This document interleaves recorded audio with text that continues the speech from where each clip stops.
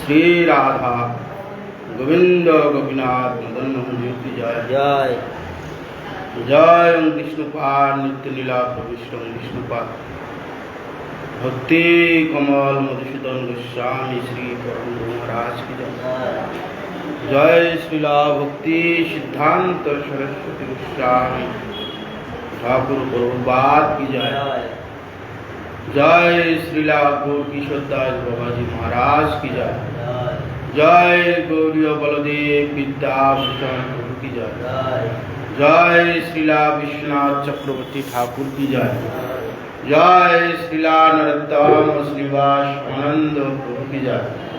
जय श्रीला कृष्णदास कविराज गोस्वामी प्रभु की जय। जय श्रीला नवाचार्य हरिदास ठाकुर महाशय की जय। जय तुलसी महाराज की जय। जय भक्ति देवी की जय।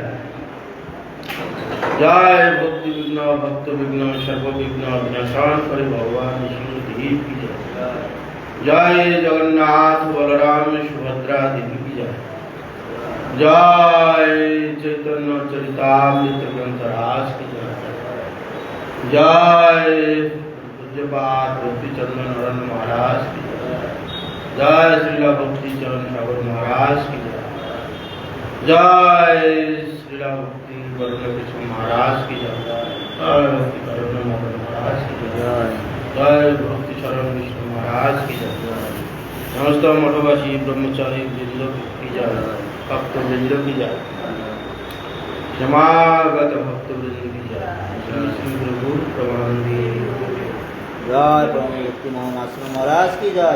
ओम ज्ञानतिमिरन्धस्य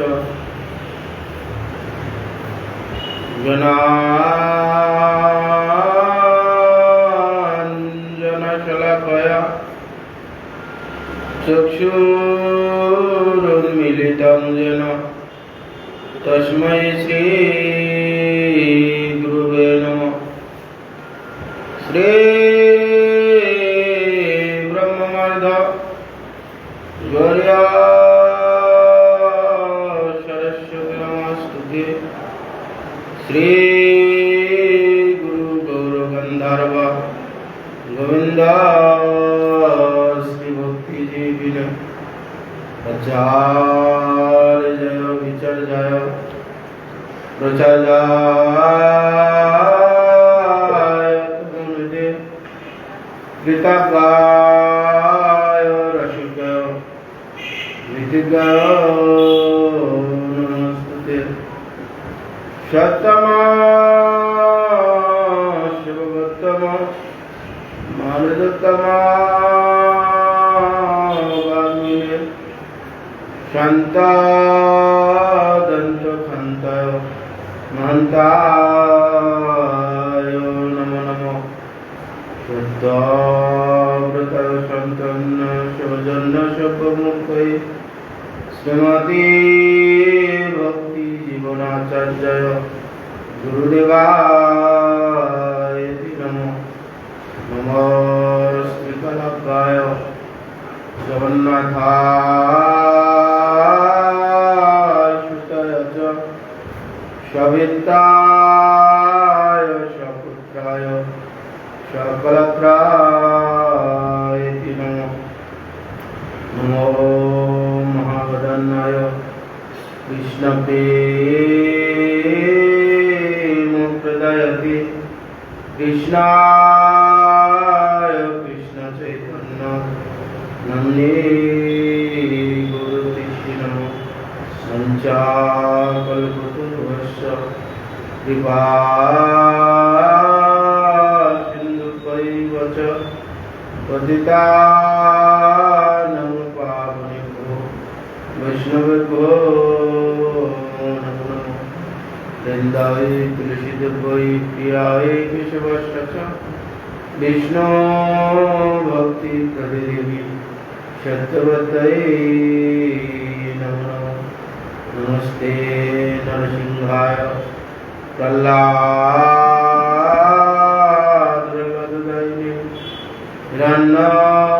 हिरण्यकशिपुः वक्षशिला टङ्कनकाले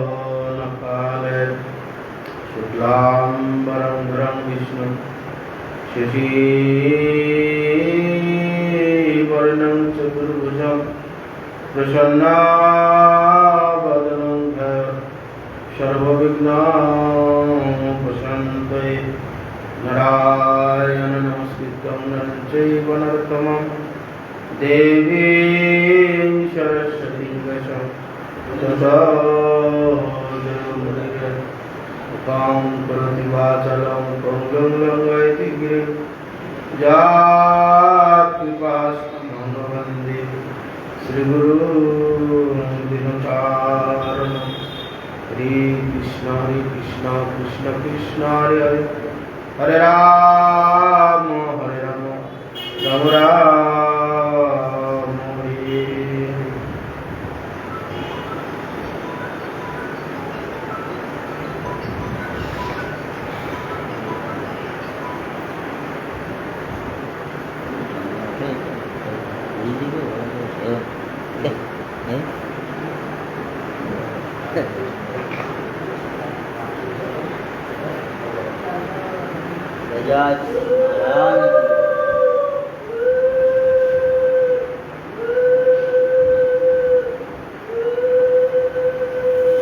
जय जय महाराज की जय।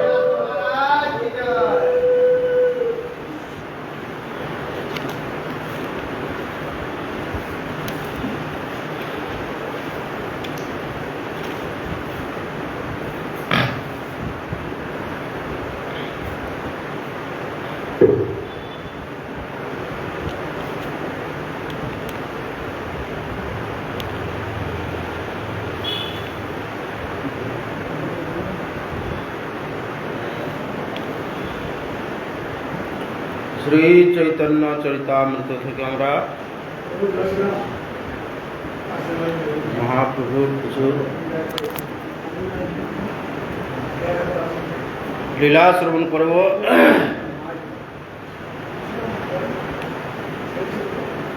মহাপ্রভু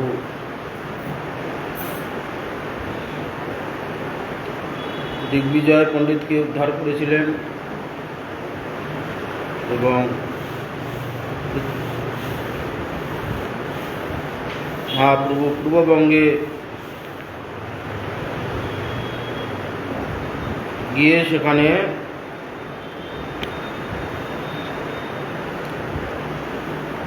প্রচারে গিয়েছিলেন, বর্তমান বঙ্গদেশ। সেখান থেকে এসে লক্ষ্মীপ্রিয়া দেবীর বিরহ স্বরূপে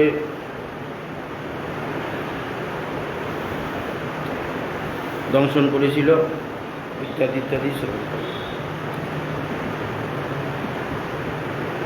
কৃপা সিন্ধু শরীরস্য বিশ্বমাপ্না বয়ন্তপি নিচগৈব সদা ভাতি তং চৈতন্য প্রভুং ভজে। হে কৃপা সিন্ধু শরীরস্য বিশ্বমাপ্নয়ন্তি, সেই যে চৈতন্য মহাপ্রভু, সেই চৈতন্য চন্দ্রকে আমরা ভজন করি।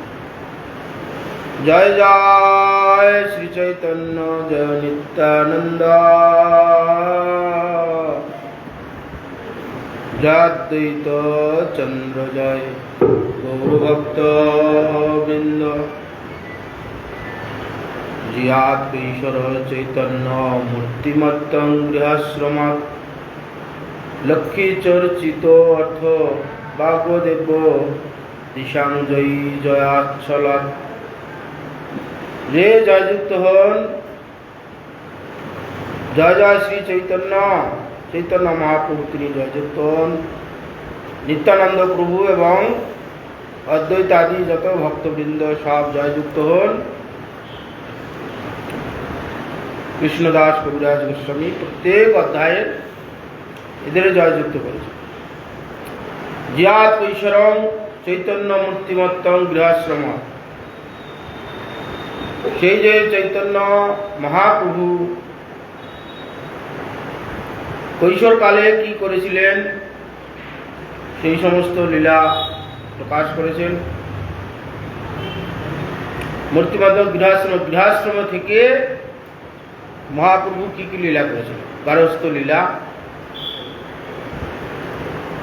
প্রথমে লক্ষ্মী প্রিয়া দেবীর পানি গ্রহণ করেছিলেন এবং ভগবানের নাম প্রচার আদি করেছিলেন। লক্ষ্মী দেবীর পানি গ্রহণ করার পর বাঘ দেবী, সেই যে সরস্বতী দেবী, দিগ্বিজয় পণ্ডিত যে ছিলেন, দিগ্বিজয় পণ্ডিত তার জিহায় অগ্রে বসে তার জয়লাভ করেছিলেন। বাগদেবকে সন্তুষ্ট করে দিগ্বিজয় পণ্ডিত চতুর্দিকে গোটা ভারতবর্ষ তৎকালীন সব জয়যুক্ত করেছিলেন। সেই যে চৈতন্য মহাপ্রভু যখন দিগ্বিজয় পণ্ডিতের সামনাসামনি হলেন, সরস্বতী দেবী তার যে প্রভু তার সামনে এসেছে, সেখানে মহাপ্রভুর কাছে দিগ্বিজয় পণ্ডিত পরাজিত হল, সেখানে আর জয়ী করতে পারলেন। সেটাই এখানে বলছে। এই তো কৈশোর লীলা সূত্র অনুবন্ধ, এই তো কৈশোর শিষ্যগণ পড়াইতে করিলারম্ভ, শত শত শিষ্য সঙ্গে সদা অধ্যাপন, ব্যাখ্যা শুনি সর্বলোকের চমৎকৃত মন। মহাপ্রভু কৈশোর লীলা সূত্রে অনুবন্ধন করেছেন। মহাপ্রভু শিষ্যগণ পড়া আরম্ভ করলেন। মহাপ্রভু সেই সময় শত শত শিষ্যগণ মহাপ্রভুর কাছে অধ্যাপনা করতেন। ব্যাখ্যা শুনে সর্বলোক চমৎকৃত হতেন। এইরকম ব্যাখ্যা কেউ করতে পারত না, এমন সুন্দরভাবে মহাপ্রভু ব্যাখ্যা করতেন। সমস্ত লোক সাক্ষাৎ মহাপ্রভু সাক্ষাৎ পরব্রহ্ম, তিনি যখন ব্যাখ্যা করতেন সমস্ত লোক চমৎকৃত হতেন। সর্বশাস্ত্রে সর্বপণ্ডিত প্রায় পরাজয়, বিনয় ভঙ্গিতে কারো দুঃখ নাহি হয়, বিবিধ উদ্ধার্য করে শিষ্যগণ সঙ্গী, জাহ্নবীতে জল কেলি করে নানা রঙ্গে। তো মহাপ্রভু এমন ভাবে লোকের সঙ্গে কথাবার্তা বলতেন বা ছাত্রগণকে অধ্যয়ন করাতেন, সমস্ত লোক চমৎকৃত হতেন। সর্বসাধে সর্বপণ্ডিত প্রায় পরাজয়, মহাপ্রভুর কাছে কোনো ব্যক্তি এসে জয় করবে সে করতে পারতেন না, এমনভাবে মহাপ্রভু তাদের সঙ্গে কথাবার্তা বলতেন, কথা শুনেই তারা পরাজিত হতেন।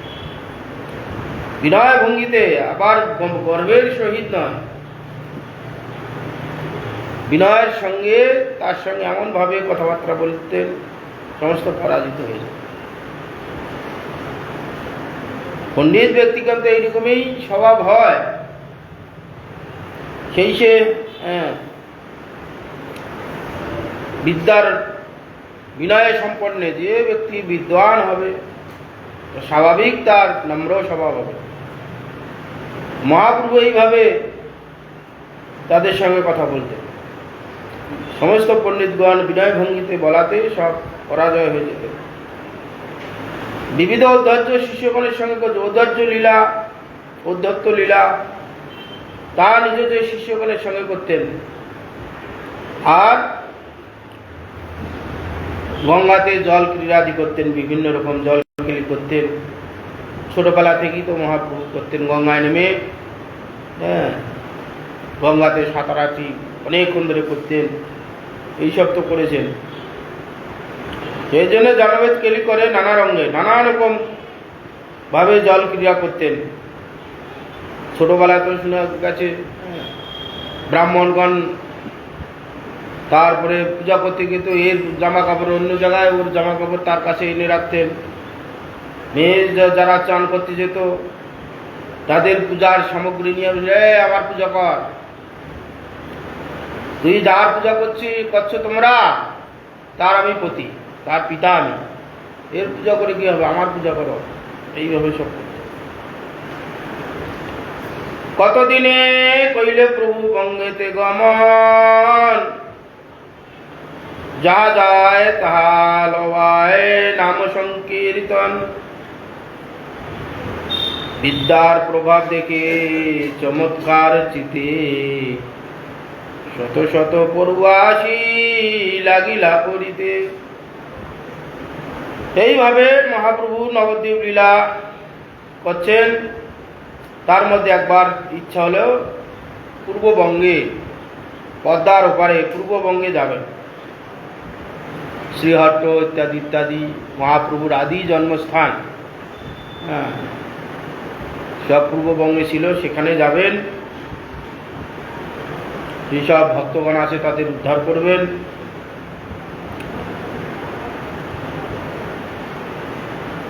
কতদিন পূর্ববঙ্গেতে গমন করলেন, যাহা যায় তাহা লয় নাম সংকীর্তন। আর চতুর্দিকে যেখানে যাচ্ছেন সবাকে হরিনাম সংকীর্তন করাচ্ছেন। মহাপ্রভু তো সেই কার্যের জন্য এসেছেন। কলিযুগে যে যুগ ধর্ম হরিনাম সংকীর্তন, সেটা সবাকে জানাইতে হবে, সেই জন্য তাদের হরিনাম সংকীর্তন করাচ্ছেন। মহাপ্রভু বিদ্যার প্রভাব দেখে সমস্ত লোকগণ চমৎকৃত হতেন। শত শত পড়ুয়া মহাপ্রভুর কাছে এসে করতে শুরু করলেন। তৎকালীন লক্ষ লক্ষ লোক নবদ্বীপে বাস করত, সব পণ্ডিতের বাসস্থান ছিল। সেখানে মহাপ্রভুর শত শত পড়ুয়া এসে উপস্থিত হল। সেই দেশে বিপ্র নাম তপন মিশ্র তপন, নিশ্চয় করিতে নারী সাধ্য সাধন। বহু শাস্ত্রের বহু বাক্য চিত্তে ভ্রম হয়, সাধ্য সাধন চেষ্ট না হয় অনিশ্চয়। মহাপ্রভু সেই বঙ্গদেশে গেছেন, সেখানে হরিনাম আদি প্রচার করছেন। সেই দেশের নাম একজনকার তপন মিশ্র, সাধন ভজন করছে। সাধন ভজন করে বুঝতে পারছে না সাধ্য কি আর সাধন কি। আমরা যে হরিনাম করছি, কার করছি? ভগবানের। সাধ্য এবং সাধন তত্ত্বটা কি, কার উপাসনা করছি, কার সাধন করছি, কে, এ বুঝতে পারছেন। হরিনাম করছেন, পূজা পার্বণ করছেন, শাস্ত্র আদি অধ্যয়ন করছেন, বুঝতে পারছেন। খুব চিন্তিত যে এইটা আমি এই তত্ত্বটা বুঝতে পারছি না, কার কাছে গিয়ে সমাধান নেব সে বুঝতে পারছেন না, নিশ্চয় করতে পারছেন না। কোনটা সাধন, কোনটা সাধ্য, কোনটা সাধন। বহু শাস্ত্র, বহু ব্যাখ্যা, বিভিন্ন শাস্ত্রে বিভিন্ন রকম ব্যাখ্যা আছে। এই জন্য সেইটাকে সামঞ্জস্য করা কঠিন। আমাদের মতন তপন মিশ্র ছিলেন না, সব জানেন। মহাপ্রভু এক একজনকার দ্বারা এক এক রকম তত্ত্ব জগতে প্রকাশ করেছেন।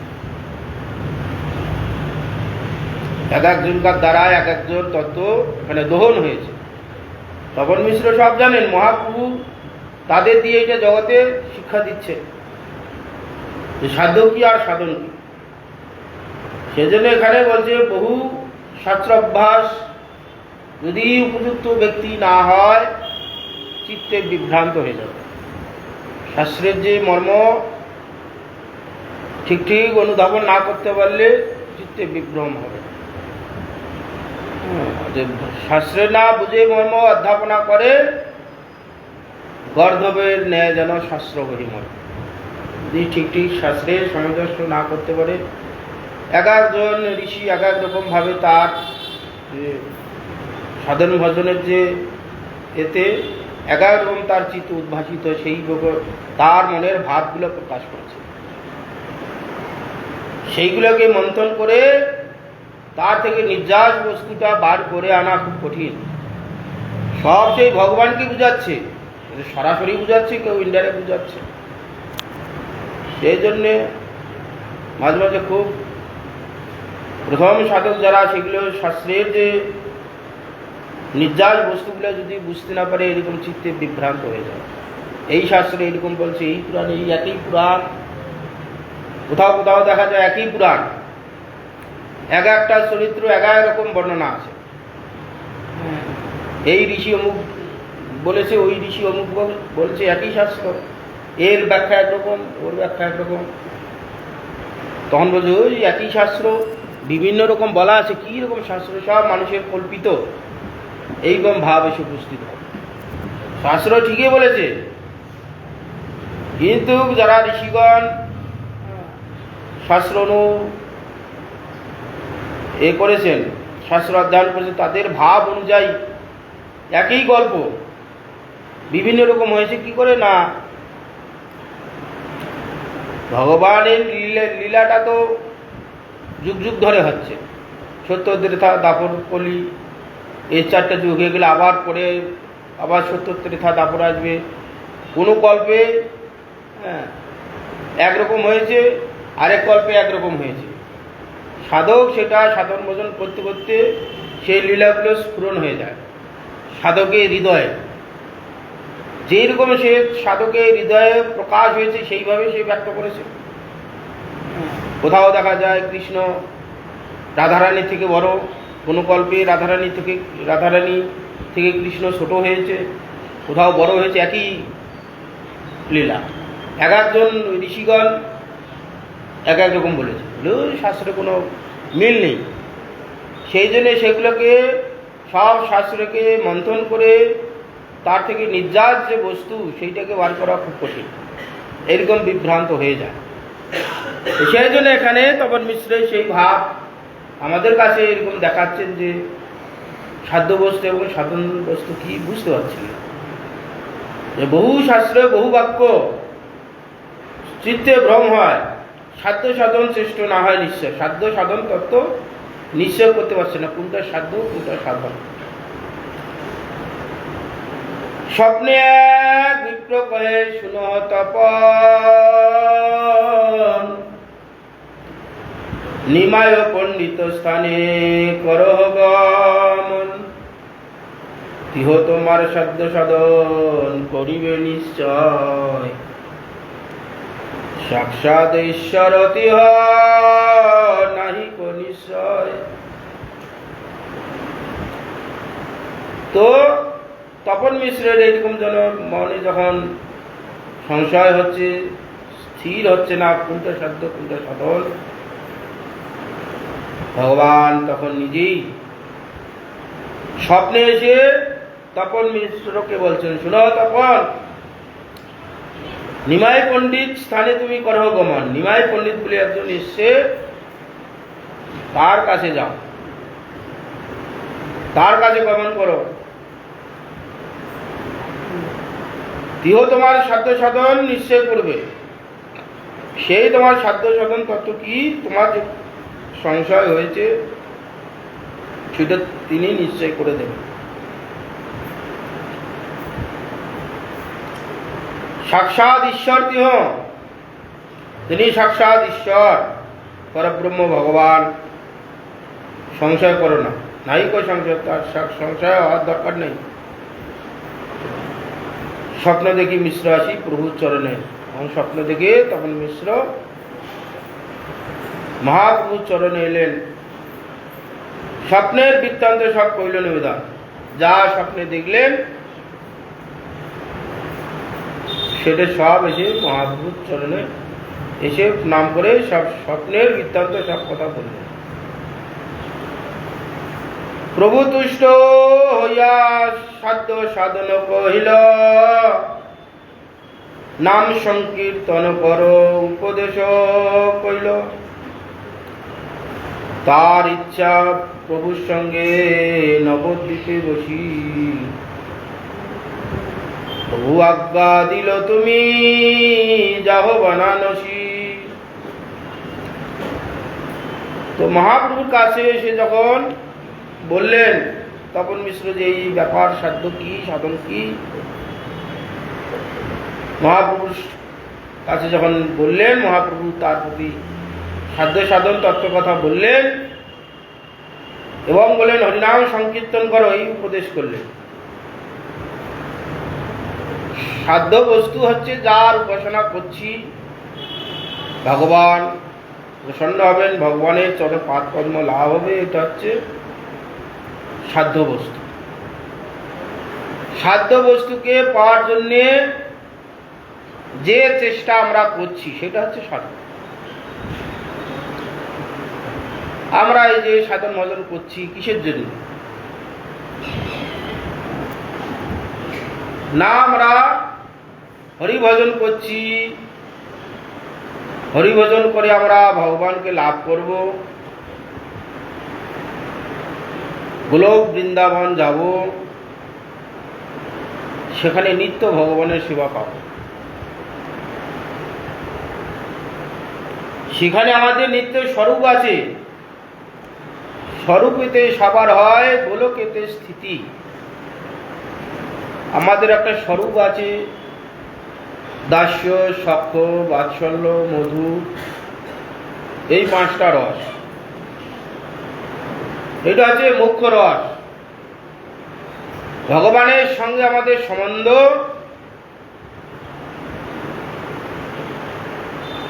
এই 5টা রসের দ্বারা বিশেষ মুখ্য রস। দাস্য রসের যারা সেবক, সাধক, ভগবান আরাধ্য দেব, তার আমরা সেবক, দাস। ভগবানের সেবা করাই আমাদের কর্তব্য। সখ্য রস, সেখানে ভগবান কৃষ্ণের সঙ্গে তার বন্ধুত্ব। আমাদের যেমন এই জগতে বন্ধু বন্ধু যেরকম ভাব হয়, বন্ধুর সঙ্গে সমস্ত কথাবার্তা সব শেয়ার করা হয়, ভগবানের সঙ্গে সেরকম শেয়ার করে। শ্রীদাম, সুদাম, সুবলাদি নিত্য পার্শ্বদ। আমার স্বরূপে যদি সখ্য রস থাকে, এই শরীর একদিন চলে যাবে, এই শরীরে যখন সাধন ভজন করতে করতে ভাব পুষ্ট হবে, আমরা সে ভাব ভুলে গেছি। স্বরূপেতে যে আমি সখ্য রস, ভগবান কৃষ্ণচন্দ্র আমার সখা, তার সঙ্গে আমরা নিত্য গোচারণে যাই, খেলাধুলা করি, সেটা ভুলে গেছি। স্বরূপে আমার হয়তো সেটা আছে। কোনো কোনো সাধকের সখ্য রস আছে, কারো বাৎসল্য রস আছে, কারো মধু রস আছে, কারো দস্য রস আছে।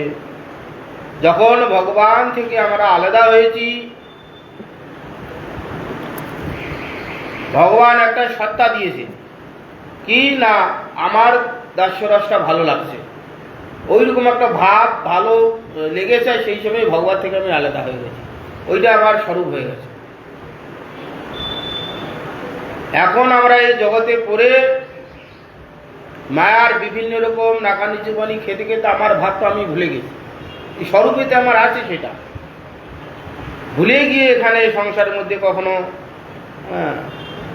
পশুপক্ষী জন্ম, কখনো বৃক্ষলতা জন্ম, কখনো দেব জন্ম, কখনো দৈত্য জন্মেতে নানান রকম মায়ার দ্বারায় উৎপীড়িত হয়ে সব ভুলে গেছি। আমরা যেমন এখানে বিভিন্ন রকম দুরারোগ্য ব্যাধিতে যখন আমরা পড়ি, যখন সুস্থ থাকি তখন নানা রকম কত আমাদের কার্য থাকে। টাইমে টাইমে হরিভজন করবো, রান্নাবান্না করবো, ভোগ লাগাবো, প্রসাদ পাবো, সংসারের কাজ আদি করবো, চাকরি করবো, কত রকম কাজের সিস্টেম থাকে। দুরারোগ্য ব্যাধি এলে সব কাজ ভুলে গিয়ে নিরান্ত সেই চিন্তাটা করি, কষ্ট হচ্ছে। মায়ার দ্বারা আমরা উৎপীড়িত হয়ে কখনো দেব জন্ম, কখনো পশু জন্ম, কখনো দৈত্য জন্ম, মায়ার এই খপ্পরে পড়ে আমরা এইরকম নাকানি চুবনি খেতে খেতে আমার যে স্বরূপ সেটা আমি ভুলে গেছি। ভগবান থেকে আলাদা হয়ে তখন তো আমার চেতনের বিকাশ ছিল না। চেতনের বিকাশ না থাকার জন্যে আমার যে চেতনটাকে বিকাশিত করতে হবে, কোথায় যাব আমি? সবে তো ভগবান থেকে আলাদা হয়েছে, চেতনের বিকাশ করার মতন আধার তখন নেই। তখন সেই জন্য কি করলেন না, মায়াতে ভগবান মায়া সৃষ্টি করলেন, অন্তরঙ্গা বহিরঙ্গা তটস্থা তিনটা শক্তি। বহিরঙ্গা শক্তি এই জগৎ সৃষ্টি করলেন। প্রত্যেক মুহূর্তে মুহূর্তে আমরা জীব ভগবান থেকে আলাদা হয়ে যাচ্ছি, এক একটা সত্তাতেই আলাদা হয়ে যাচ্ছে। সেইটাকে চেতনের বিকাশ করার জন্যে এই বহিরঙ্গা শক্তিতে মায়া শক্তিতে আমাদের নিক্ষেপ করা হলো। সেখানে এবার আমাদের আঘাত তৈরি করছে। যেমন একটা শিশু জন্ম হওয়া মাত্র চেতনের কোনো বিকাশ থাকে না, থাকে কিছু? জন্ম হওয়া মাত্র মা বাবা ভালো মন্দ কোনোই তার জ্ঞান থাকে না। সেই চেতনের বিকাশ করার জন্য তার পরিবেশ দিতে হয়, তার জন্য সময় দিতে হয়, পরিবেশ দিতে হয়। আস্তে আস্তে সে বড় হচ্ছে, 1 মাস 2 মাস 6 মাস পর মা বাবা ডাক শুনছে, বলতে পারছে। তারপরে মা ভাই বোন আত্মীয় স্বজন, এটা মা এটা বাবা এটা অমুক জিনিস এটা তমুক জিনিস, বাইরে থেকে জ্ঞান ঢুকাচ্ছে। আস্তে আস্তে চেতনের বিকাশ হচ্ছে, ওই বাইরের জ্ঞানগুলো ঢুকছে। একদিন সে জ্ঞান বিজ্ঞানের পড়াশোনা করে জ্ঞান বিজ্ঞানে পরিপূর্ণ হয়ে গেল। ঠিক তদ্রূপ তো ভগবান থেকে যখন আলাদা হলাম, চেতনের কোনো বিকাশ নেই। মায়াদেবী তখন এই জগৎকে ফেলে পাহাড় জন্ম দিলেন। জলজাল অবলক্ষণে স্থাবর লক্ষ বিংশতি কৃম রুদ্র সম্পর্ক 30 সংখ্যক মানবা, 30 লক্ষ পশুগম চতুর্শ্লোকী মানবা, 4 লক্ষ রকম মনুষ্য জন্ম দিয়ে জ্ঞান বিজ্ঞানে পরিপূর্ণ পাহাড় জন্ম দিলেন। আমরা এই যে হিমালয়ে গিয়ে দেখি মাইলের পর মাইল, মারে শুধু পাহাড় আর পাহাড়, পাহাড় আমরা হয়েছি। সব এগুলো একে একে 80 লক্ষ জন্ম, এগুলো পশু পক্ষী পাহাড় গাছপালা কৃমিকীট বৃক্ষলতা হয়েছে। 30 লক্ষ রকমের পশু পক্ষী হয়েছি, পশু আদি। তারপর 4 লক্ষ রকম মনুষ্য হয়েছে। এই যে আমরা মনুষ্য দেখছি, মনুষ্য আকার, এই মনুষ্য আকার 4 লক্ষ রকম আমরা হয়েছি। 4 লক্ষ রকম ভাব পেয়েছি।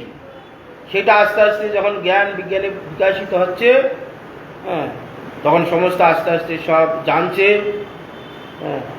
আমার স্বরূপ কী, আমার কর্তব্য কী। জ্ঞান বিজ্ঞান যখন জন্ম হলো, পণ্ডিত হলো, সমস্ত শাস্ত্র আদি অধ্যয়ন করলো, জানলো শাস্ত্রের মর্ম, বুঝে তখন ভাবছে না আমার হরিভজন করাই উচিত, ভগবানের সেবা করার জন্য একমাত্র আমার জন্ম। কেন ভগবান তো অনেক রকম সৃষ্টি করেছেন, পশু পক্ষী কৃমিকীট বৃক্ষলতা দেবতা যক্র সমস্ত সৃষ্টি করেছেন। করার পর ভগবানের মনের মতন একটি প্রাণী সৃষ্টি করতে পারেননি। ভগবানের মনে তৃপ্তি হচ্ছে না, এত সৃষ্টি করলাম কিন্তু আমার মনের মতন সৃষ্টি হলো না, যা নাকি আমাকে বুঝতে পারে সে আনন্দ পায়, আমিও আনন্দ পাই। শেষ পর্যন্ত ভগবান কি করলেন, এই মনুষ্য তার নিজ স্বরূপের ন্যায় একটি শরীর তৈরি করলেন, মনুষ্য শরীর। সেখানে বুঝলেন হ্যাঁ এই ব্যক্তিটাকে উপযুক্ত মনে হচ্ছে, এ ব্যক্তি নিজে বুঝে সংসারের স্বরূপ বুঝে নিজে আনন্দ, আমার ভজন আদি করে নিজে আনন্দ পেতে পারে, আমাকেও আনন্দ দিতে পারে। তখন ভগবান শান্ত হলেন, হয়ে তাকে এই পরিবেশ দিলেন। জন্ম হলো পাহাড় জন্ম। পাহাড় জন্মে লক্ষ বছর, লক্ষ রকম পাহাড় জন্ম দিয়ে একে একে একটি একটি সেখানে তাপ, পাহাড় জন্মতে শীত গ্রীষ্ম সমস্ত একভাবে সে সহ্য করছে। সেখান থেকে বৃক্ষলতাতে এলো, তারপরে কৃমিকীট এলো, কৃমিকীট হয়ে তারপরে পশু পক্ষী 10 লক্ষ রকম পশু শুধু পক্ষী হয়েছে, পতঙ্গ থেকে আরম্ভ করে একবারে সবুজ চিল পর্যন্ত। তার 30 লক্ষ রকম পশু হয়েছে, 4 লক্ষ রকম মনুষ্য। মনুষ্যটা শুধু 4 লক্ষ রকম।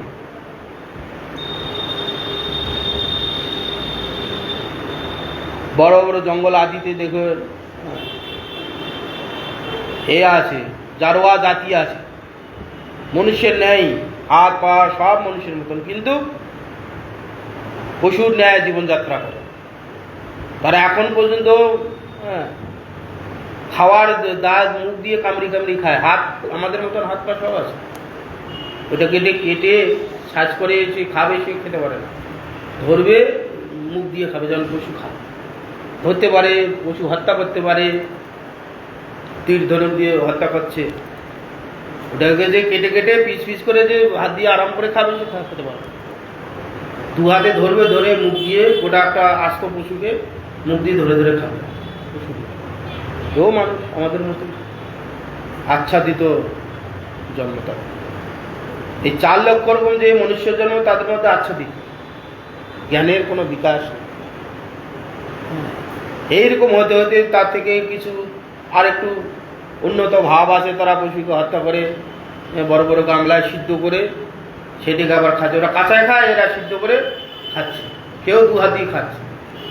আরেকটু উন্নত হতে সেটা মাংস কেটে কেটে খাচ্ছে।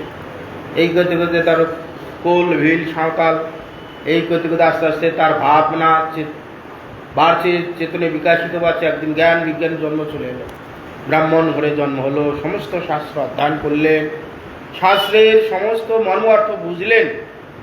হ্যাঁ, আমার কি করা কর্তব্য?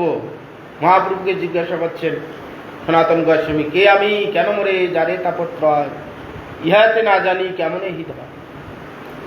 সমস্ত শাস্ত্র পড়ে শাস্ত্রে যে অর্থ, গুরু অর্থ, সেটা বুঝতে পারলেন যে না, মনুষ্য জন্মের একমাত্র হরিভজন করাই কর্তব্য, আর কোনো কর্তব্য নেই। এইটা বুঝে, কিন্তু এখানে একটাই মুশকিল, বহু জন্ম এগুলো ভোগ করে এসেছে, পাহাড় থেকে জন্ম, একবার পূর্ণ বিকশিত জন্মপুরুষ এগুলো ভোগ করে এসেছে, সংসার ভোগ করেছে, বিষয় ভোগ করেছে, সব জন্ম বিষয় ভোগ হয়েছে, করতে করতে অভ্যাস হয়ে গেছে। কোনো কোনো জীব এই অভ্যাসের কারণে আবার সেইগুলো ভোগ করতে গেল, তখন মায়া তার পিছাসি গেল। আর যারা সেটা বুঝে একবারে হরিভজন করে চলে গেল, মায়া মুক্ত হয়ে চলে গেল, তার আর সংসার বলে কিছু নেই। তারা নিত্য মুক্ত। আর এরা নিত্য কৃষ্ণ বলি যে জীব অনাদি বহির্মুখ, অতএব মায়া তারে দেয় সংসার আদি দুঃখ। এই সমস্ত জ্ঞান বিজ্ঞান পেয়ে জেনে যে একমাত্র আমাদের হরিভজন করাই কর্তব্য, আর কোনো কর্তব্য এখানে নেই। কর্তব্য করার জন্য অনেক জন্ম আছে, হরিভজন করার জন্য এই মনুষ্যের জন্মই উচিত। শরীর ক্ষেত্র ভূমি, উপযুক্ত ক্ষেত্র ভূমি, এইটা জেনেও আবার বিষয় ভোগ করতে গেল, তখন মায়া পিছাসী হলেন। পিছাসী হয়ে কি 3টা তাপ দিয়ে প্রত্যেককে জীবের হৃদয়ে বিদ্ধ করে রাখলেন। একটা আদি দৈবিক, একটা আদি ভৌতিক, একটা আধ্যাত্মিক। 3টা শুল জীবের পক্ষে বিদ্ধ করে রাখলেন। আমরা প্রত্যেকেই ত্রিতাপ জ্বালা প্রদীপ্ত হই। যত বড় এখানে ধনাঢ্য ব্যক্তি হোক আর যত বড় গরিব ব্যক্তি হোক, দেবতাগণ পর্যন্ত ত্রিতাপ জ্বালায় দগ্ধীভূত। আমরা শুধু নয়, আমরা ভাবি যে আমরাই শুধু মনুষ্যগণ পাই, না, দেবতাগণও ত্রিতাপ জ্বালায় দগ্ধীভূত হচ্ছে।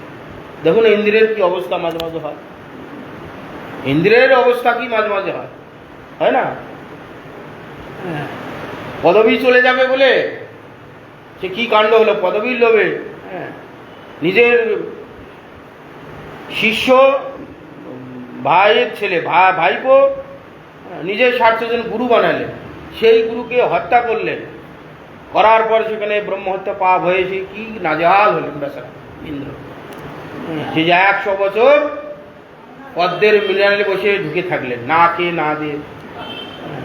মাঝে মাঝে তো কত নানান রকম উত্তরণ পায়, শুধু আমরা বলি না, দেবতাগণ পর্যন্ত পায়, ব্রহ্মা পর্যন্ত হচ্ছে, ব্রহ্মার পর্যন্ত ভ্রম হচ্ছে, ব্রহ্মারও হলো। সব ত্রিতাপ জ্বালায় দগ্ধীভূত। কেন? ভগবানকে ভুলে গেছে। এই জন্য ভগবান 3টে তাপ দিয়ে আদি দৈবিক, আদি ভৌতিক, আধ্যাত্মিক। এই জগদ্ধাত্রী দেবী আছে দুর্গা, ভগবানের আদেশে তিনি মহামায়া হয়েছেন, তার দায়িত্ব দিয়েছেন এই 3টা তাপ দিয়ে জীবের বক্ষে বিদ্ধ করে রেখেছেন। একটা দৈবিক তাপ, দেবতাগণের দ্বারা উৎপীড়ন পায়, মাঝে মাঝে ভূমিকম্প হচ্ছে, জলোচ্ছ্বাস হচ্ছে, ওইগুলো দৈবিক হয়। যে এখন চাষিদের কি অবস্থা, কত কষ্ট করে ধান চাষ করলো, ধান পেকেছে, এখন নিয়ে আসবে প্রত্যেকদিন জল। বৈশাখ মাসে হ্যাঁ গরমে অস্থির হয়ে যায়। এবছর এমন জল হচ্ছে গরমেই নেই, আর মাঠের জমিতে ধানের জমিতে জল লেগে আছে, চাষিরা ধান কাটতে পারছে না। এই দৈবতা এত টাকা পয়সা খরচা করে ধান আনতে পারছে না।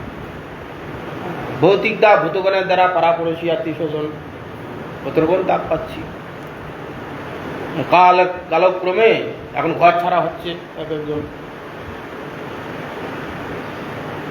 আত্মীয় স্বজন পাড়াপড়শির দ্বারা উৎপীড়ন হচ্ছে, দেশের দ্বারা শাসনবর্গের দ্বারা উৎপীড়িত হচ্ছে।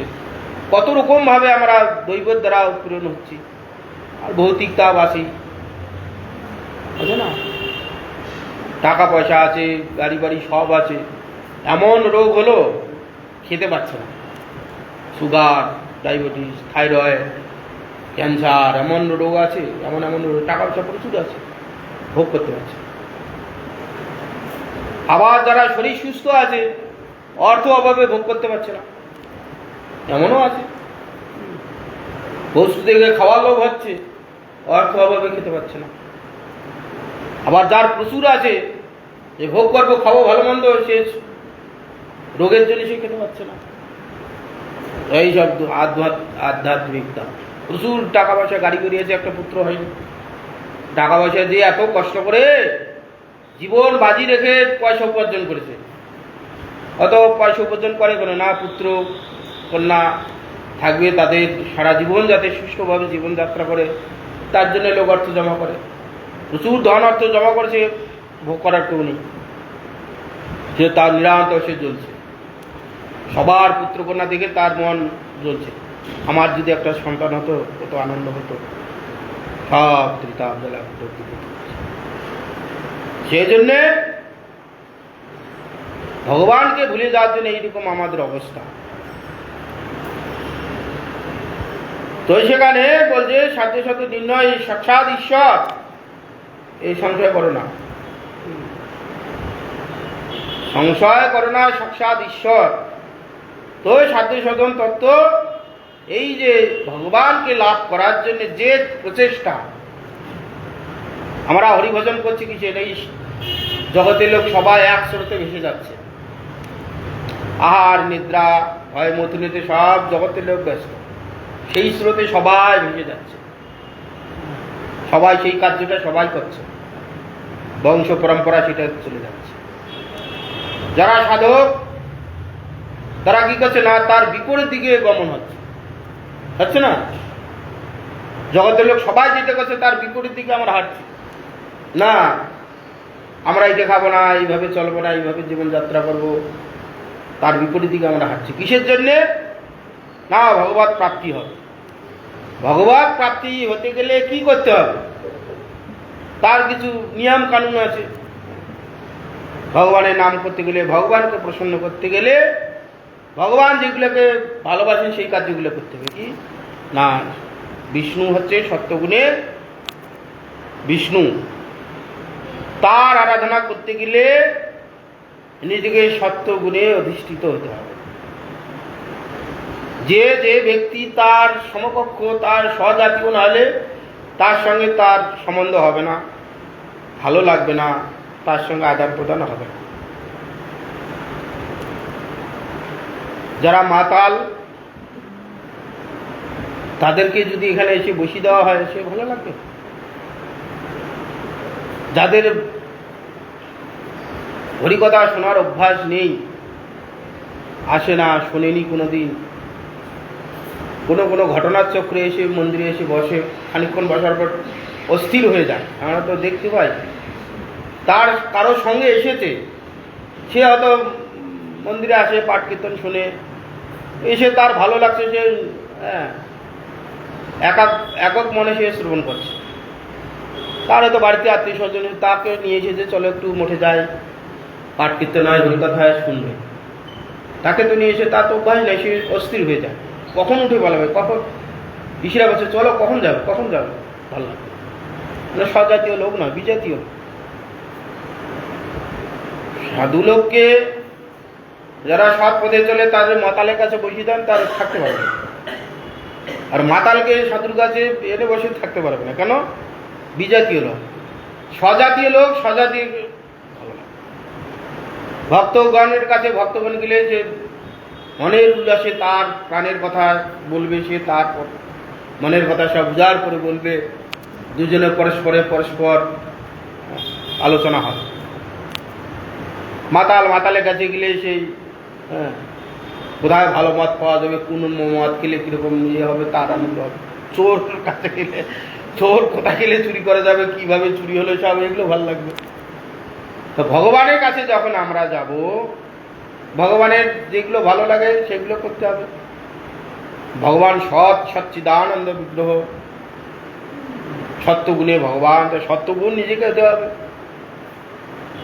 আমরা যদি সত্যভাবে চলি, সত্যগুণ আমার মধ্যে প্রকাশ হয়, ভগবানের কথা শুনতে ভালো লাগবে, ভগবানও আমাদের ভালো লাগবে। তো ভগবানকে প্রাপ্তি হতে গেলে যে সাধন, এই সাধনের এইটা হচ্ছে শুদ্ধভাবে আহার বিহার করতে হবে, শুদ্ধভাবে জীবনযাত্রা করতে হবে, ভগবানের কথা নিত্য শ্রবণ করতে হবে।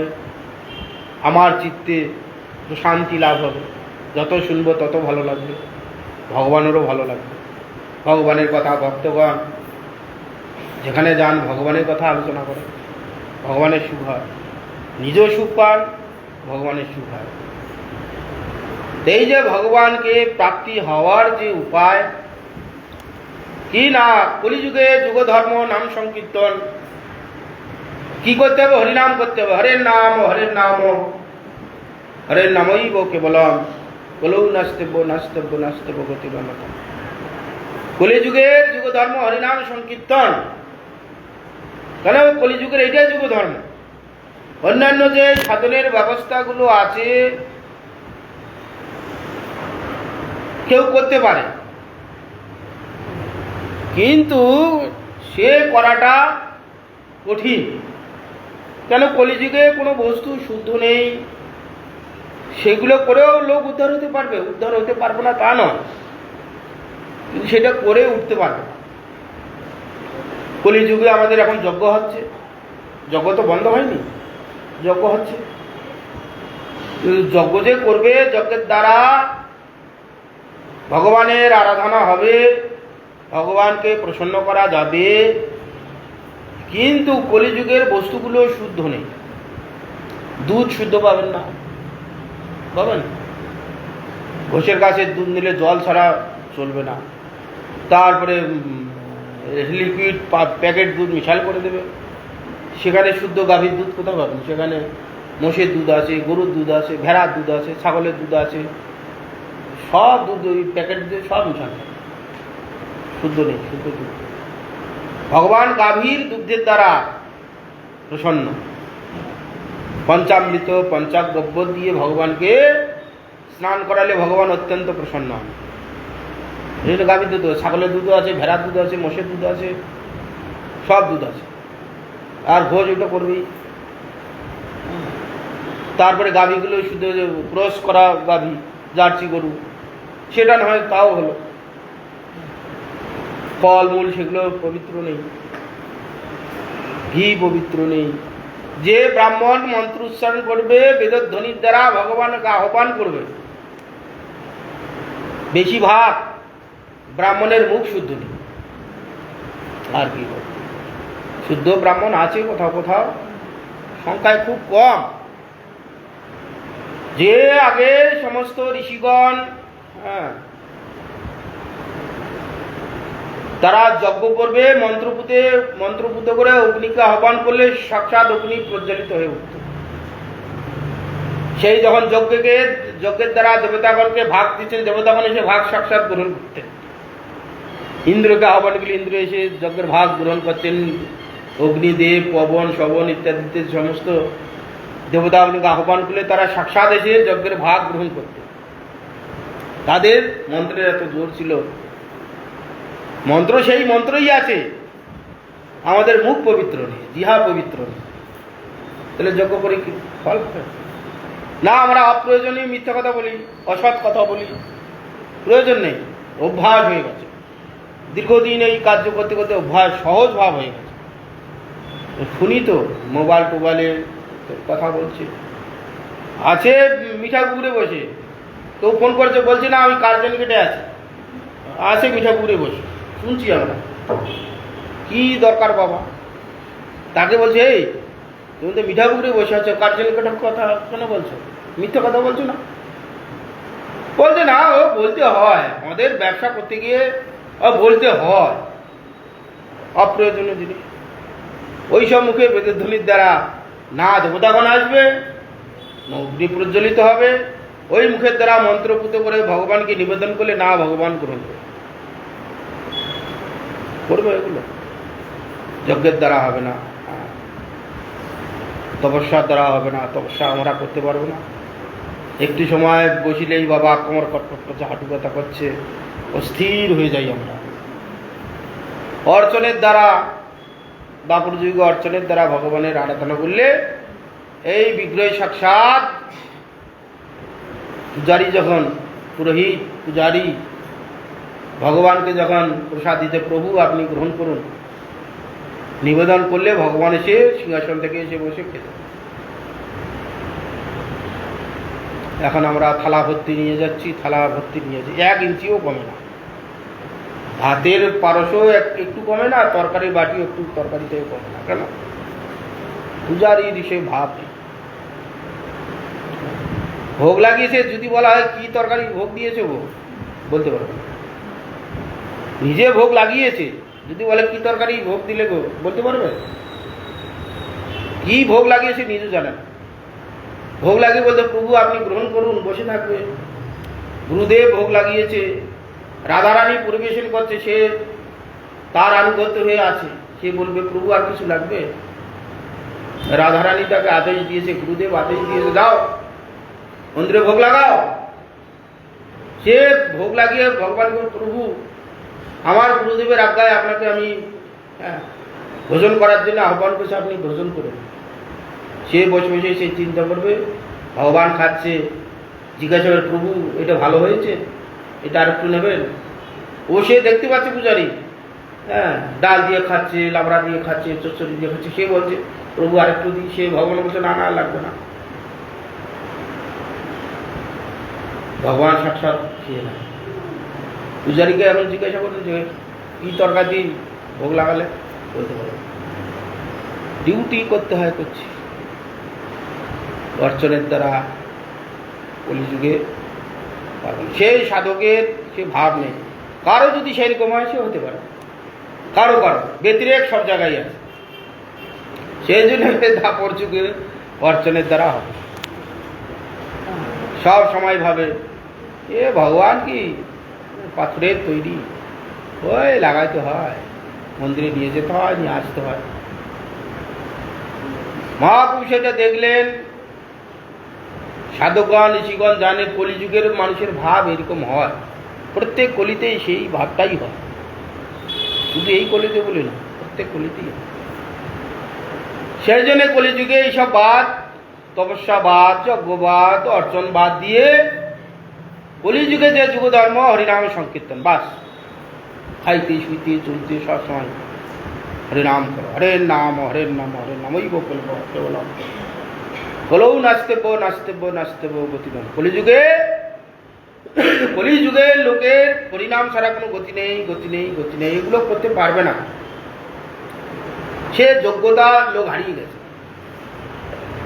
একমাত্র খাইতে শুইতে চলতে নিরন্তর হরিনাম করো, কি শয়নে কি ভোজনে কিবা জাগরণে অহর্নিশ চিন্ত কৃষ্ণ বলহ বদ, নিরন্তর খাইতে শুইতে চলতে নিরন্তর হরে কৃষ্ণ কৃষ্ণ কৃষ্ণ হরে হরে, হরে রাম রাম রাম হরে হরে। বাস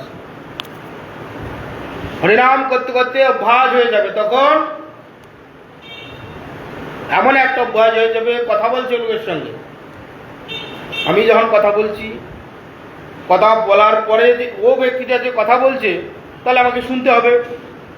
এই কথা শোনার মধ্যে সে নিজে বুঝতে পারছে, তার মনের মধ্যে হরিনাম হয়ে যাচ্ছে, সে বুঝতে পারছে, জিহাটা নিরন্তর হরিনাম করছে, সে বুঝতে পারছে। এরকম অভ্যাস হয়ে যাবে, নিরন্তর করতে করতে এরকম অভ্যাস হয়ে যাবে। নিরন্তর মনে অন্তরে অভ্যাস, হরিনাম নিরন্তর হয়ে হচ্ছে। এইটা অভ্যাস হচ্ছে, খাইতে শুধু 24 ঘন্টায় হরিনাম হচ্ছে, বাস। এই করতে করতে নিরন্তর হরিনাম করতে করতে সময় যখন আসবে, একদিন তো এই দেহ আমাদের পতন হবেই, বা সময় চলে আসবে, এইদিকে নিরন্তর হরিনাম করতে করতে নামের সহিত দেহ উৎক্রমণ হবে। নামের সহিত হরিনাম করতে করতে যখন আমরা এই প্রাণ অপনে ছেদ হয়ে যাবে,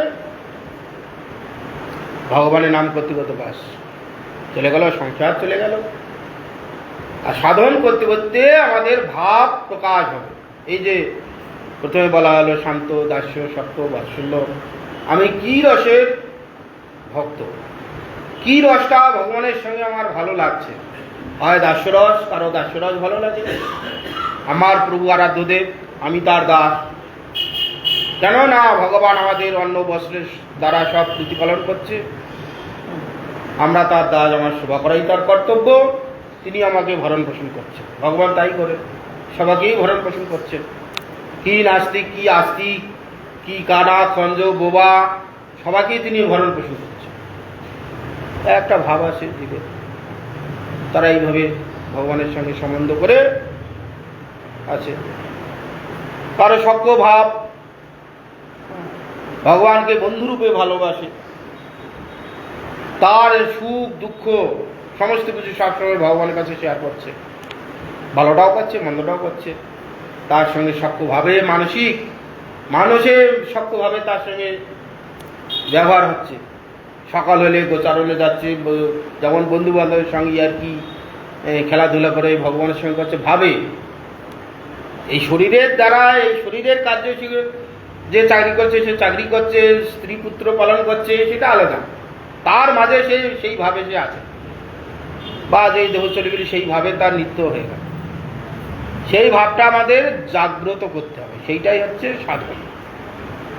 প্রথমে তো আমরা সে ভাবলে হবে না, সাধন করতে করতে, এই হরিনাম করতে করতে, ভগবানের সেবা পূজা করতে করতে, এটা আস্তে আস্তে সাধন অর্জন করতে করতে আমি কোন রসের সঙ্গে আমি সেটিং হয়ে আছি, সেটা সাধন করতে করতে তার উপলব্ধি হবে, তখন সেই রসটা তার ভালো না। আর যতই কেউ যদি দাস্যরসের তার সঙ্গে সেট হয়ে থাকে, স্বরূপেতে তার থাকে, হাজার মধুর রসের কথা, সক্য রসের কথা, বাৎসল্য রসের কথা বললেও সে বুঝবে না, তার দাস্যটাই ভালো লাগে। তার সক্য ভাবের আছে মধুর রস, শান্ত রস, বাৎসল্য রসের কথা বললে সে ভালো লাগে না, তার বাৎসল্য রসটাই ভালো লাগে। এইরকম করতে করতে আমাদের ভাব এরকম জাগ্রত হয়, সেইভাবে আমরা সেট হয়ে যাব। আর নিরন্তর হরিনাম হচ্ছে, হরিনাম করতে করতে এই প্রাণ আপনে ছেদ হয়ে গেলে সেইভাবে আমরা চলে গেলাম, তখন আমার ভাবটা গোলগতি চলে গেল। যেখান থেকে আমরা সেই ভাব নিয়ে বেরিয়েছিলাম, সেই ভাবের সঙ্গে আমার সেট হয়ে গেল, আমার নিত্য শরীর হয়ে গেল। এই পঞ্চভূতের শরীর খুলো যেখানে ছেড়ে দিলাম, সেইটা হওয়ার জন্য যে চেষ্টাটা, সেইটা হচ্ছে সাধ্য। সেই সাধ্যটা সাধন করতে করতে সাধ্য ওই বস্তুটা আমরা পাবো। স্বরূপেতে কি আমার ভাব আছে, হয় দাস্য, নত সখ্য, নত বাসল কারণ। এটা প্রত্যেকটা জীবের, শুধু মনুষ্য বলি নয়, মনুষ্য, পশু পাখি, কৃমিকীট, বৃক্ষলতা থেকে আরম্ভ করে দেবতা পর্যন্ত। দেবতা কিন্তু আমাদের মতন মানুষ এক সময় ছিল, সেরকম সাধন অর্জন করেছে। হ্যাঁ, সাধন অর্জন করে সেরকম যোগ্যতা অর্জন করে দেবতা হয়েছে। যেমন আমাদের প্রধানমন্ত্রী একটা টাইমে চাওয়ালা ছিল, চাওয়ালা থেকে প্রধানমন্ত্রী, কি তার যোগ্যতা, হ্যাঁ, যোগ্যতার দ্বারা সেই রকম সাধন অর্জন করেছে, লোকের সঙ্গে ব্যবহার করেছে, আস্তে আস্তে পপুলার হতে আজ প্রধানমন্ত্রী। আমাদের মতন মানুষ। আবার কেউ সেই এখনো সেই চাই বিক্রি করছে সারা জীবন, যোগ্যতা এখনো ওই রকম। তারা সেই রকম কার্য আদি করেছে, পুণ্য আদি করেছে, যজ্ঞ আদি করেছে, তপস্যা আদি করেছে, দান করেছে, সেই রকম সেই যোগ্যতা সেই পোস্টে পৌঁছে গেছে।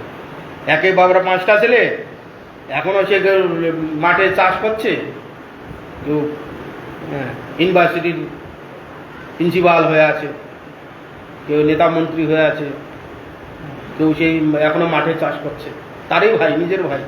সে মাঠে এখনো চাষ করে বেড়াচ্ছে, দেবতা এখনো এইরকম। তো আমরা সেই বস্তুটাকে পেতে গেলে যে সাধন আমরা করছি, সেই সাধনটাই হচ্ছে সাধ্য, সাধন। আর সাধনের দ্বারা যে বস্তু প্রাপ্তির লক্ষ্য করে আমরা যে করছি, সাধন করতে করতে একদিন সেই জায়গায় পৌঁছাবো। আমাদের একটা তো টার্গেট থাকে সবার, না ওই আজকে এখান থেকে বেরোচ্ছি আমি দুর্গাপুর যাব, সাধন ওইটাই, দুর্গাপুর আমাকে পৌঁছাতে হবে। তার জন্য যে চেষ্টা, এখানে বেরোতে হবে, ব্যাগপত্র নিয়ে যেতে হবে, টোটো চাপতে হবে, টোটো করে স্টেশন যেতে হবে, স্টেশন গিয়ে ট্রেনে চাপতে হবে, ট্রেন গিয়ে আবার ওখানে স্টেশন নামে দেবে, তারপর টোটো করে গন্তব্য জায়গায় পৌঁছাবো, গেলে আমার সামনে যে চেষ্টাটা আমরা করছি, এই যে সাধন ভজন যারা সাধক হরি ভক্তি লাভের জন্যে ভগবানের কাছে এই জগতের ত্রিতাবের হাত থেকে মুক্ত হওয়ার জন্যে যে চেষ্টা করছি, সেটা হচ্ছে সাধন। সাধনের দ্বারা যে বস্তুটা আমরা প্রাপ্তি হবে, একদিন ভগবানের চরণে পৌঁছাবো, পরম শান্তি লাভ করবো, ত্রিতাপ জ্বালার হাত থেকে মুক্ত হয়ে ভগবানকে আমরা সুখ দেবো, নিজেই সুখ পাবো এবং ভগবানকেই সুখ দেবো। বাস, ভগবানের আমাদের মতন এরকম ত্রিতাপ জ্বালাও নেই, সুখ দুঃখও নেই। আমাদের যখন আমরা ভগবানকে বন্ধুরূপে ভালোবাসবো, ভগবান তখন আমাকে বন্ধুরূপে যখন আমার সঙ্গে সম্বন্ধ করবে, তখন সব দুঃখ চলে যাবে। যেখানে এদের ভালোবাসা পাওয়ার জন্যে অভাবী লোকের কাছে আমরা, তুমি একটু আমাকে ভালোবাসা দাও, মাকে বলছি মা একটু আমাকে ভালোবাসা দাও, মা বলছে পুত্র তুমি আমাকে ভালোবাসা দাও, বন্ধুর কাছে বলছি একটু ভালোবাসা দাও। সব তো আমরা ভালোবাসা চাচ্ছি, সবার কাছে হাত পাচ্ছি, ভিখারি আমরা, সব তো আমরা অভাবী। যার কাছে চাচ্ছি সেও অভাবী, যে দিচ্ছে সেও অভাবী, সেই জন্য অভাবী অভাবী মিলিত হয়ে ডবল অভাব বেড়ে যাচ্ছে, পূর্ণ আর হচ্ছে না। সেই ভাবটা আমরা সেই স্বভাবের কাছে পৌঁছতে পারছি না, সেটা আমরা ভুলে গেছি। এই যে কৃষ্ণ বলি যে জীব অনাদি বহির্মুখ, কৃষ্ণকে যেদিন থেকে ভুলে গেছি, সেই দিন থেকে আমাদের শুরু হয়েছে কখনো দৈব, কখনো দেবতা, কখনো পশুপক্ষী, হ্যাঁ, প্রভু স্বর্গে উঠায়, প্রভু নরকে ডুবায়, দণ্ড জন রাজা জন নদীতে চুপায়। এই দণ্ড ব্যক্তিগণকে যেমন রাজা শাস্তি দেয়, মায়াদেবী নাকালে জীবন খাওয়াচ্ছে।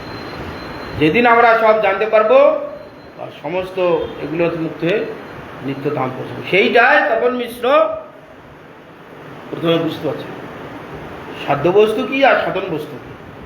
মহাপ্রভু যে হরিনাম করো, হরিনাম সংকীর্তনে সব মেলে, হরিনাম করো, নিরন্তর হরিনাম করতে করতে সব স্বরূপে কি আমি আছি সব প্রকাশ হবে। এটা সাধনের দ্বারাই হবে, কেউ বলে দিতে পারবে না আমার স্বরূপে কি ভাব আছে, কেউ বলতে পারবে না। একমাত্র সাধক নিজে সাধন ভজন করতে করতে করতে করতে তার স্বরূপে যেটা আছে নিজে থেকে প্রকাশ হয়, কাউকে প্রকাশ করতে হবে।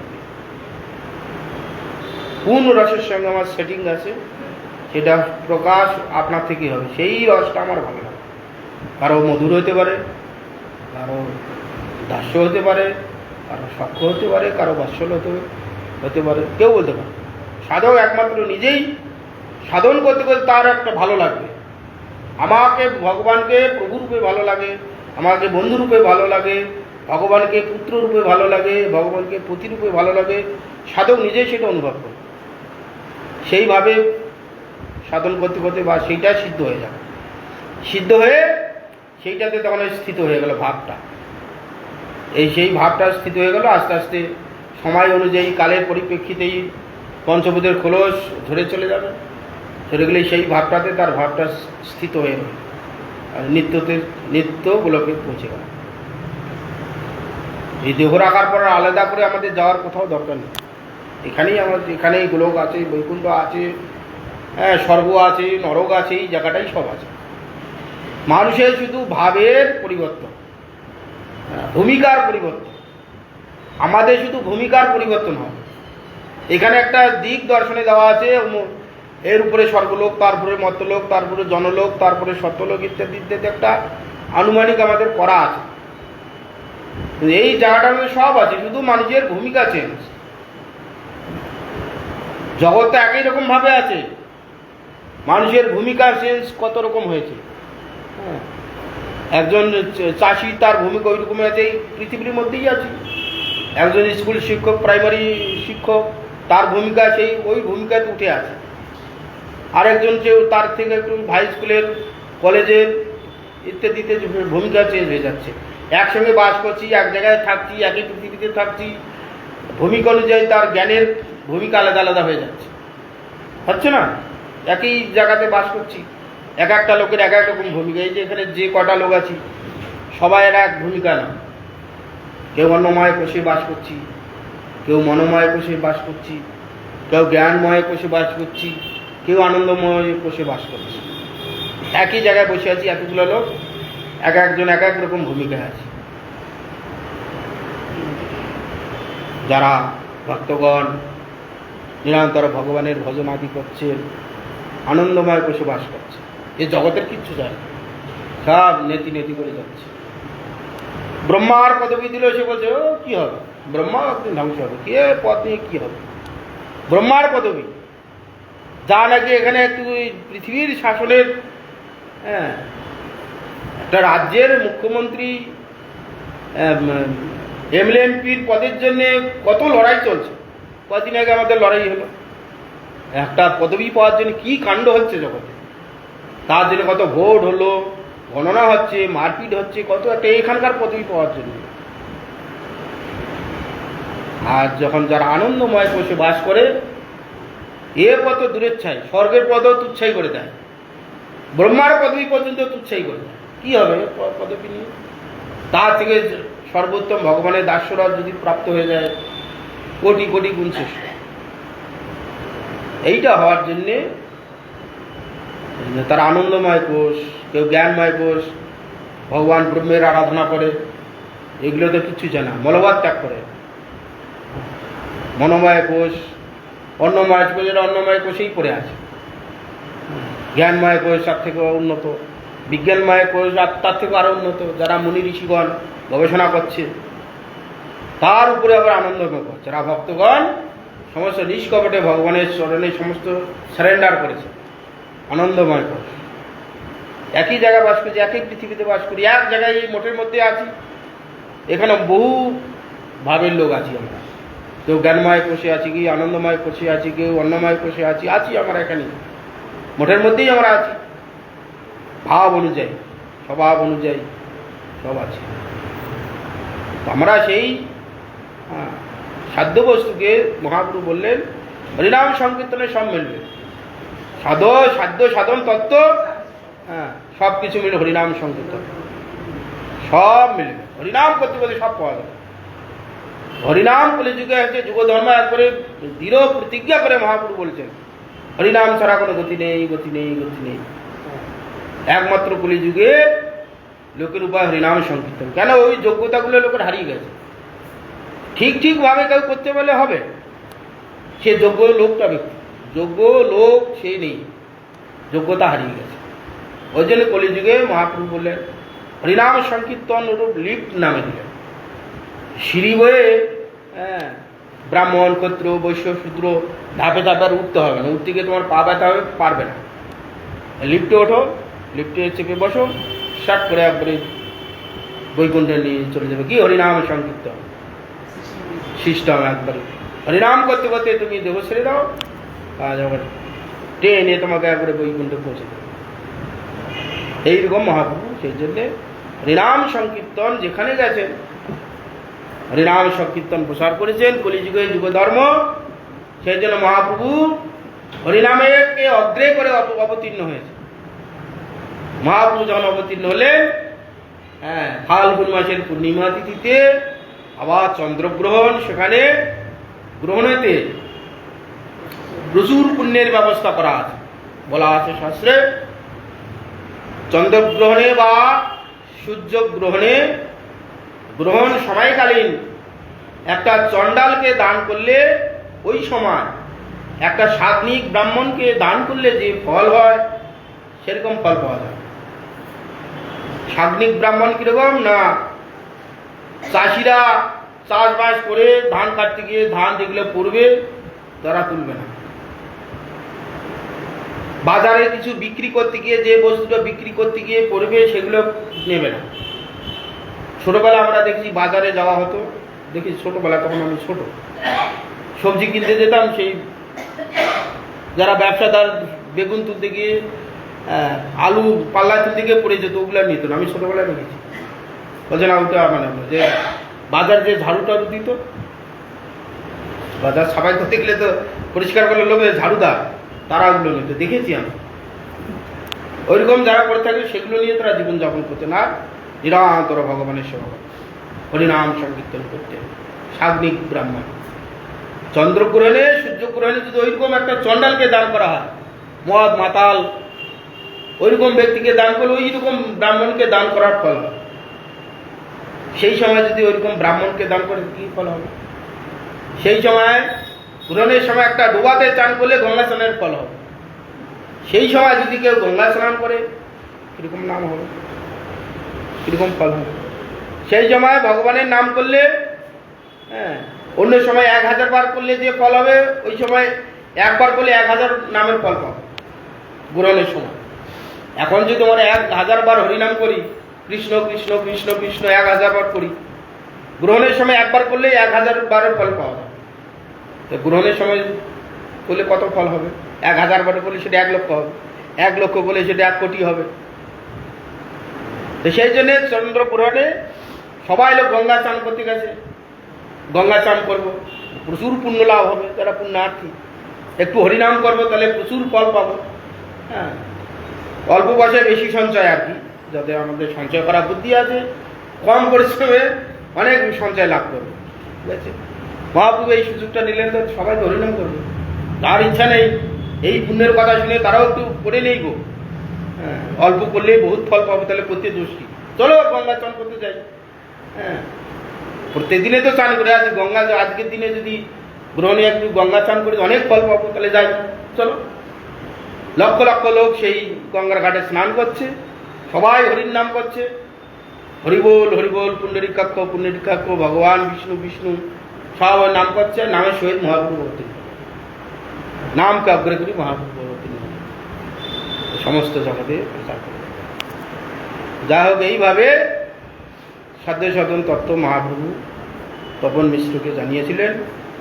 সময় হয়ে গেছে, থাক।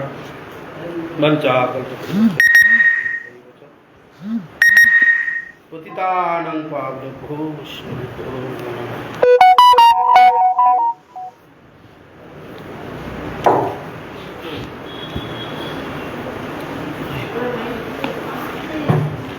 শুনো হে রসিক জন,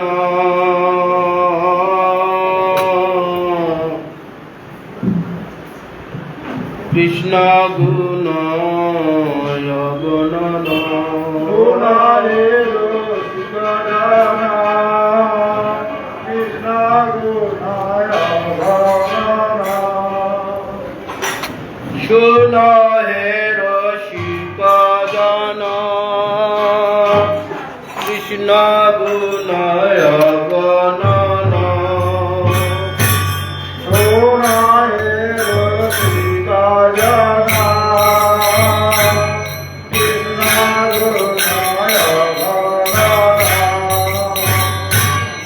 অনন্ত কহিতে নাই পারে,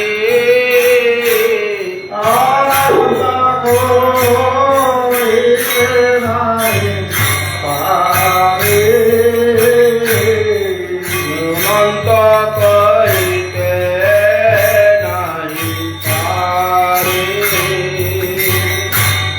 অনন্ত কহিতে নাই পারে। কৃষ্ণ জগতের গুরু, কৃষ্ণ বাঞ্ছা কল্পতরু, কৃষ্ণ জগতের গুরু, কৃষ্ণ বাঞ্ছা কল্পতরু, কৃষ্ণ জগতের গুরু, কৃষ্ণ বাঞ্ছা কল্পতরু।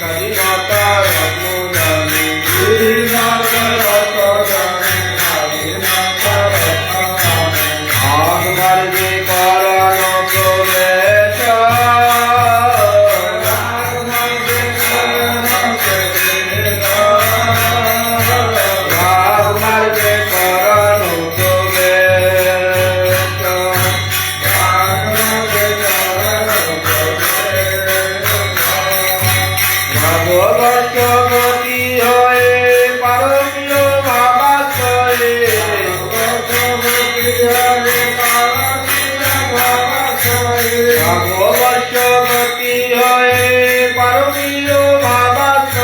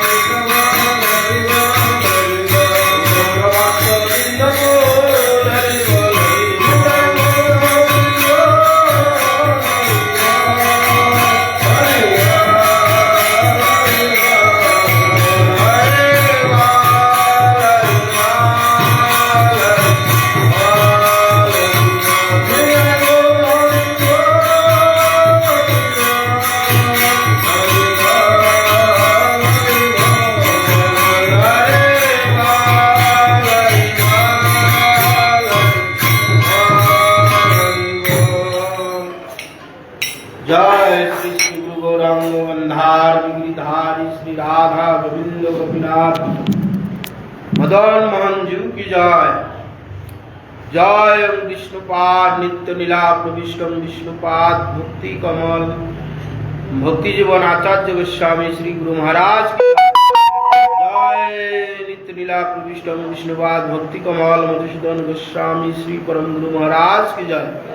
जय श्रीला भक्ति सिद्धांत सरस्वती गोस्वामी ठाकुर प्रभुपाद की जय। जय श्रीला गौर किशोर दास बाबा जी महाराज की जय। जय गौरी बलदेव विद्याभूषण प्रभु की जय। जय श्रीला विश्वनाथ चक्रवर्ती ठाकुर की जय। जय श्रीला नरोत्तम श्रीवास समानंद प्रभु की जय। जय श्रीला कृष्णदास कविराज गोस्वामी प्रभु की जय। जय श्रीला नवाचार्य हरिदास ठाकुर महाशय की जय। जय श्रीला रूपानुग गुरु वर्गो की जय। जय श्री परम पूज्यपाद भक्ति प्रकाश प्रिय गोस्वामी महाराजेर शुभ अधिवास आविर्भाव अधिवास तिथि बरा की जय। जय अनंत कोटि वैष्णव वृंद की जय। जय पूज्यपाद भक्ति चंद्र अनंत महाराज की जय। जय श्रीपाद भक्ति चंद्र सागर महाराज की जय। जय श्रीपाद भक्ति कारण्य माधव महाराज की जय। जय श्रीपाद भक्ति वरेण्य केशव महाराज की जय। जय श्रीपाद भक्ति शरण विष्णु महाराज की जय। समस्त त्रिदंडी पादगण की जय। भटवासी ब्रह्मचारी वृंद की जय। श्री परम गुरु महाराजेर भजन कुटीर की जय। जय श्री गुरु महाराजेर भजन कुटीर समाधि मंदिर की जय। जय अनंत कोटि वैष्णव वृंद की जय। रूपानुग गुरु वर्गो की जय। जय चैतन्य चरितामृत ग्रंथराज की जय। समागत भक्त वृंद की जय। श्री श्री गुरु गौर प्रमानंदे।